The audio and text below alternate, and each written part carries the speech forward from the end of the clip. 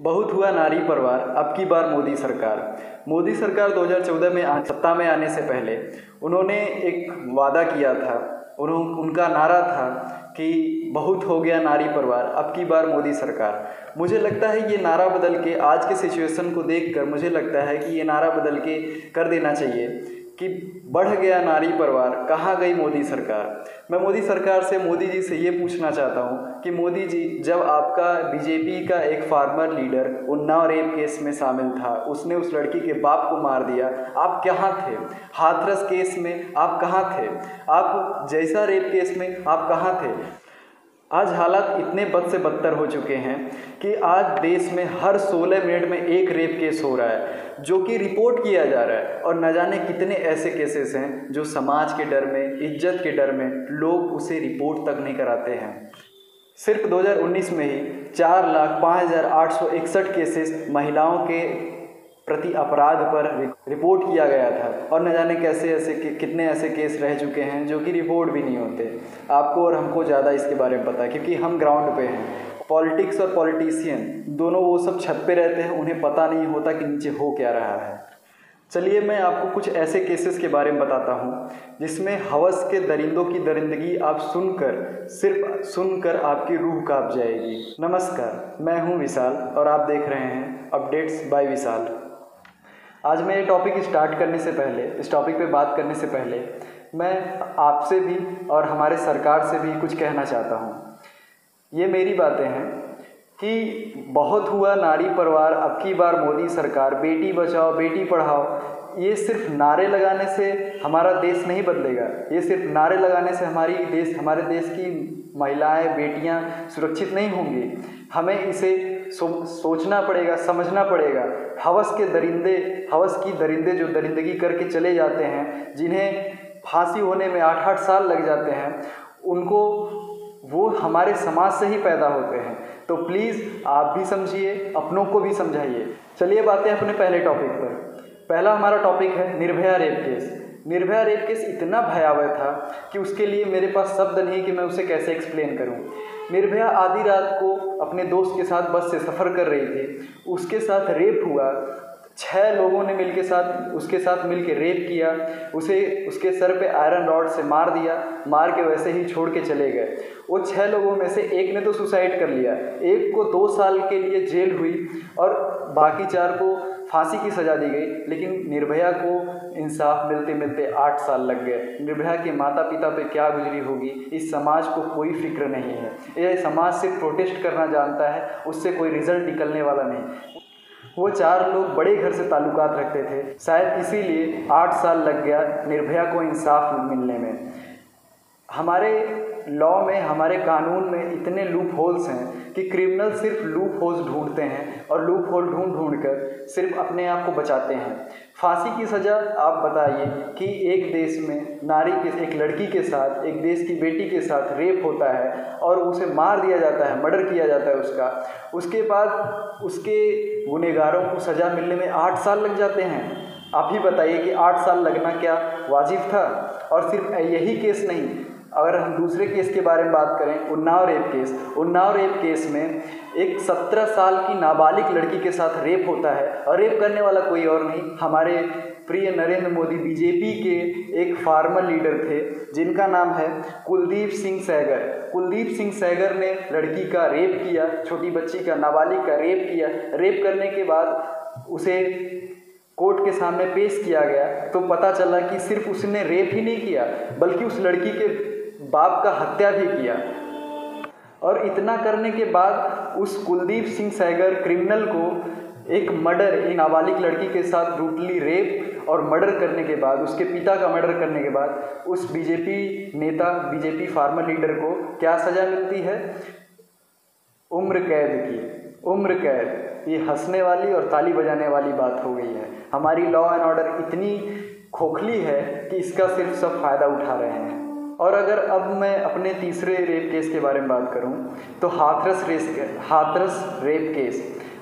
Rape case में एक 19 साल की दलित लड़की के साथ रेप होता है। 4 लोग मिलकर उसके साथ रेप करते हैं।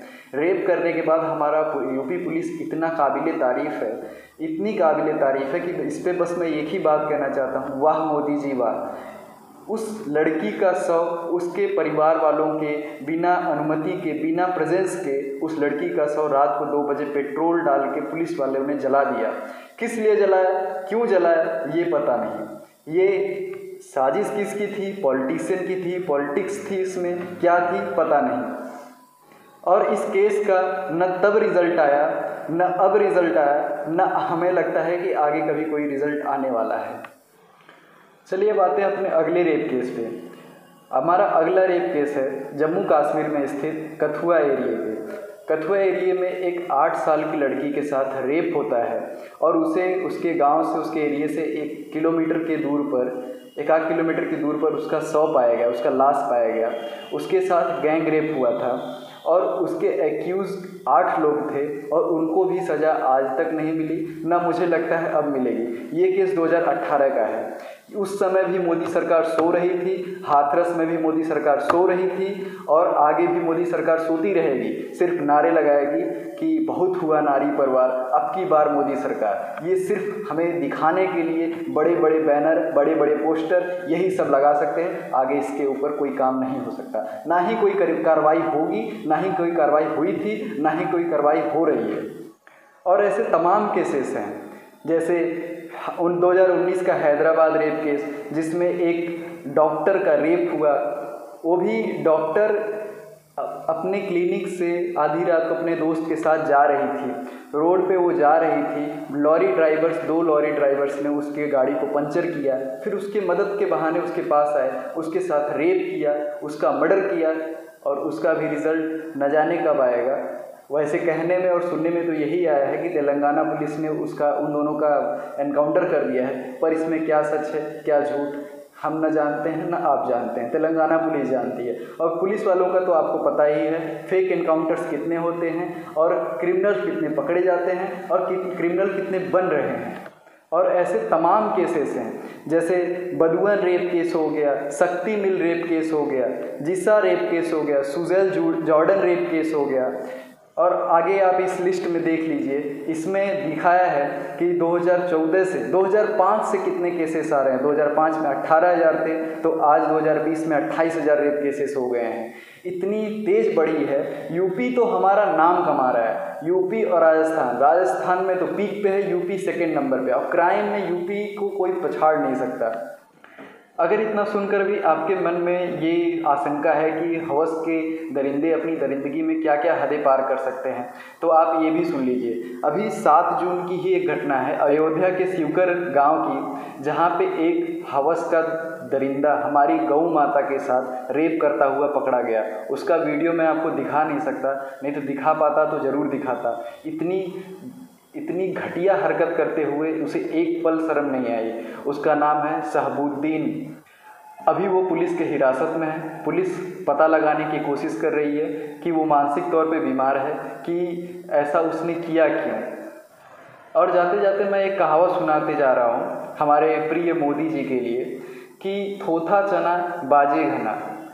मोदी जी, आप काम ज़्यादा किया करिए, बोला कम किया करिए, क्योंकि आपकी कोई भी बात कभी इम्प्लीमेंट नहीं हुआ ग्राउंड पर। हमें तो नहीं लगता कि अभी कभी हो पाएगा। ना आप नौकरी दे पाए, आपको महंगाई डायन लगती थी और आज महंगाई इतनी है कि आपको वो प्यारी लगने लगी है। तो आपने नौकरी दी, महंगाई दी, पेट्रोल दिया, डीजल दिया, ये सब हम बर्दाश्त कर रहे हैं। कम से कम हमारी समाज में रहने वाली महिलाओं को तो सुरक्षित महसूस कराइए, उसके लिए तो कोई कड़ा एक्शन लीजिए। और आप सबके लिए भी एक कहावत है, दूर का ढोल सुहावना लगे। आप सब भी कम से कम उस लड़की के माता पिता के दुख दर्द को समझने की कोशिश करिए और ज़्यादा से ज़्यादा लोगों को जागरूक करिए कि इन सब चीज़ों से दूर रहें। हमारे समाज में बेटियों का एक अलग दर्जा है। अगर आपको ये वीडियो इन्फॉर्मेटिव लगी हो तो प्लीज़ इसे ज़्यादा से ज़्यादा शेयर करिए, ताकि हमारे समाज में जागरूकता फैले। और वीडियो को लाइक और चैनल को सब्सक्राइब करते हुए जाइएगा। धन्यवाद।